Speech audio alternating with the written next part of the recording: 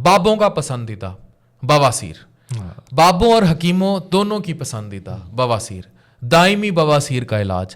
میرے خیال سے ہم اسکول جب جانا شروع ہوئے تھے یہاں پر، ہم جب میڈیکل کالج جاتے تھے ملتان سے QMC جاتے تھے، 2 لفظ پڑھتے تھے ہم، ایک مردانہ کمزوری، دوسرا بواسیر.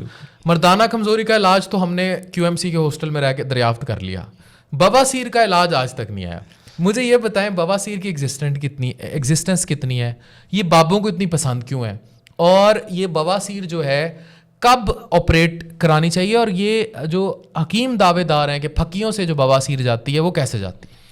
ڈاکٹر فرحان، بواسیر بہت کامن ہے. یہ جو اتنا لکھا ہوا ہے اس کا مطلب ہے عوام میں یہ بیماری ایگزسٹ کرتی ہے، لیکن اس کے بارے میں جو متس ہیں، میری آپ کے پلیٹ فارم سے بھی ریکویسٹ ہوگی کبھی اس پہ بھی بڑی میسو کیمپین شروع کریں.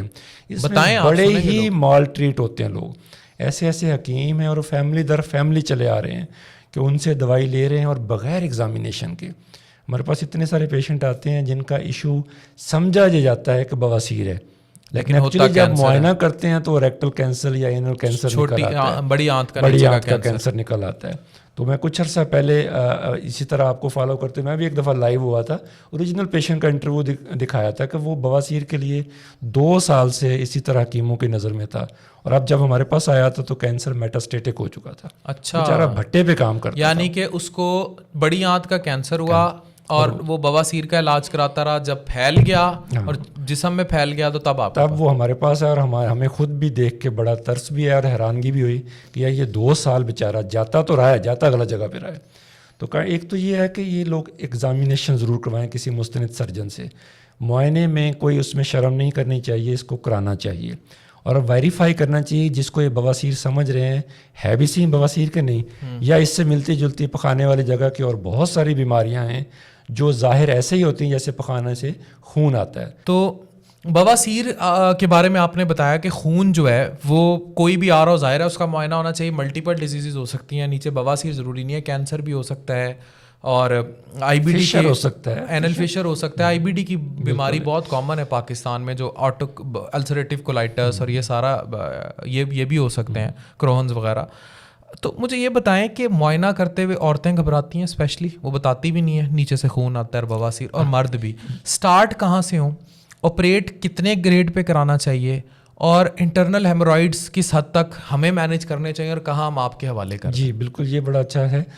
معائنہ تو فیمیل یوزلی ہمارے ہاں ریفیوز کر دیتی ہیں، ان کو موٹیویٹ کر کے فیمیل نرس کولیگ کو انوالو کر کے ان کا معائنے کے لیے عمومی بعد میں سمجھ آتی ہیں، کرا لیتی ہیں. کچھ پھر بھی نہیں کرتی، تو فیمیل سرجنز بھی ملتان میں ہیں، وہ پھر سرچ کریں، ان کے پاس جائیں، ضرور جائیں. یہ نہ کہیں کہ معائنہ ہی نہیں کرانا. اگر ان کو میل سے معائنہ کرانے میں مشکل فیل ہو رہی ہے تو میرا خیال ہے فیمیل سرجنز اب ہر ٹاؤن میں اویلیبل ہیں، تو ان کے پاس جا کے معائنہ ضرور کروائیں. دوسرا سوال یہ ہے کہ یہ آپریشن کب ہونا چاہیے، تو اس کے گریڈز ہیں، گریڈ 1 2 3 4. جو گریڈ 1 اور 2 ہیں یہ تو گیسٹرونٹولوجسٹ ڈیل کرتے ہیں اور بہترین ڈیل کرتے ہیں.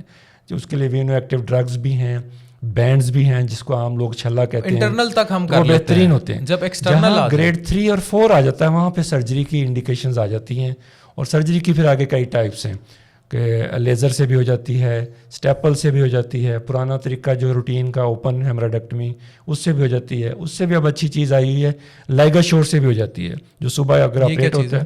لائگاشور ایک اسپیشل انرجی ڈیوائس ہے، اگر مارننگ میں آپریٹ ہو رہا ہے تو شام کو گھر جا سکتے ہیں. اچھا، نہ کوئی کیا کرتے ہیں اس میں اسپیشل قسم کا جیسے آرٹری فورسپ ہوتا ہے ایسا ڈیوائس ہوتا ہے، اس ہیمرائڈ کو پکڑتے ہیں، وہ اس کو کویگولیٹ کر کے باہر نکال دیتا ہے. اچھا، جس میں کوئی کٹ نہیں لگا، بعد میں جو تکالیف ہیں وہ بہت کم ہو جاتی ہیں. اچھا، ایکسٹرنل تو ہیمورائڈس ہم یوزلی، میں اپنی ذات کے لیے بھی سوال کر رہا ہوں، ہم سرجن کو ریفر کر دیتے ہیں، ہمیں گریڈ 2 3 جہاں بھی ملے.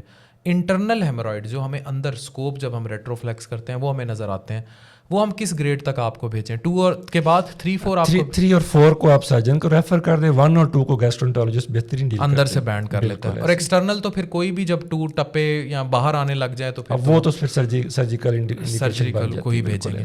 مجھے یہ بتائیں کہ کچھ لوگ سمجھتے ہیں کہ قبض is a very important cause of causing بواسیر، نا بواسیر زور لگاتے ہیں یا، لیکن لوگوں نے اس کو ریلیٹ بھی بہت کر لیا ہے دائمی قبض کے ساتھ. قبض کے ٹاپک پر بھی ہم آتے ہیں، اس کا بواسیر سے کیا ریلیشن ہے؟ اگر بواسیر کی جتنی کازز ڈھونڈی جائے نا ان میں سب سے اگر کاز کہیں تو وہ قبض ہے. Long straining, sitting, obesity, smoking, genetic factors. तो अगर कहें कि नंबर 1 काज क्या है तो वो कब्ज़ है. अगर बंदा लाइफस्टाइल मॉडिफिकेशन कर ले, अगर ग्रेड 1 और 2 पे आया हुआ है तो वो 3 और 4 में जाने से बच जाता है. तो कब्ज़ इसकी बिलाशुबा एक नंबर 1 काज है और ये इसके बारे में सही समझा जाता है. ये मेरा ख्याल है कि अच्छा, मुझे एक बड़ा फनी सा क्वेश्चन आपको लगेगा, बाथरूम जो कमोड कल्चर है हमारे यहाँ, किस कल्चर को, क्योंकि आप सर्जन हैं, आप पेल्विक फ्लोर को देख रहे हैं, आप चीज़ें देख रहे हैं, फिर बाबों के गोड्डों को भी देख रहे हैं, बाबियों के गोड्डों को भी देख रहे हैं, एक ओबेसिटी प्रोन सोसाइटी है, कमोड कौन सा अच्छा होता है? मतलब ये वेस्टर्न कमोड अच्छा है या ये जो हम ईंटें रख के जो हमें आदत है नीचे बैठने की, इन दोनों में से कौन सा कमोड जनरली बेटर है ह्यूमन हेल्थ के लिए? आपका क्या क्लिनिकल एक्सपीरियंस क्या है? नहीं, इसमें तो आ जाता है कि कुछ जगहों पे तो कमोड जो है वेस्टर्न जो है वो इंडिकेशंस भी आती है, जिनको जॉइंट प्रॉब्लम हो गया, जो मोटे लोग हैं उठ के बैठ के उठना मुश्किल हो जाता है. फिर आता है अफोर्डेबिलिटी कि कौन सी क्लास है वो क्या अफोर्ड कर सकती है. तो जो अफोर्ड कर सकती है बेहतर, दोनों ही ठीक हैं, लेकिन ये जो वेस्टर्न है वो मैं कहूँगा कि ज़रा इजी है यूज़ करना, फ्लश करना. तो लेकिन एक्चुअल उससे भी ज़्यादा ज़रूरी चीज़ है हमारी कौम वैसे उसके ऊपर भी टांगे रख के बैठे ना, ज़्यादा देर उस पर बैठे ना. अब आजकल ये जो कमोड है इस पे इजी बैठना है तो लोग मोबाइल यूज़ करना शुरू कर देते हैं. 15-15, 20-20 मिनट, आधा घंटा बैठे हुए, टिकटॉक बना लेते हैं, टिकटॉक बना रहे हैं जिस तरह से मर्जी सोच, या स्मोकिंग शुरू कर देते हैं अंदर जाके वॉशरूम में.